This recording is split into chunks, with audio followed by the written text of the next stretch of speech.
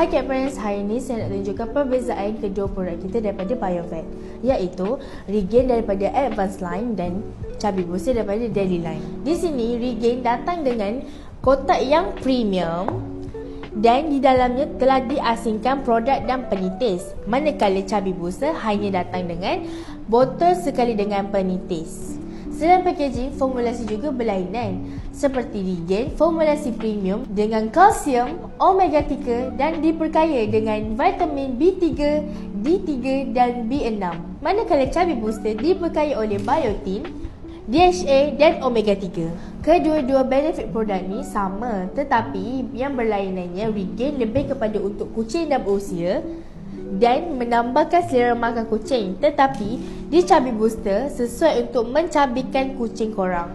Kalau Cat Parents berminat dengan khasiat kedua produk ni, boleh dapatkan di BioVet Pro Max official kita orang.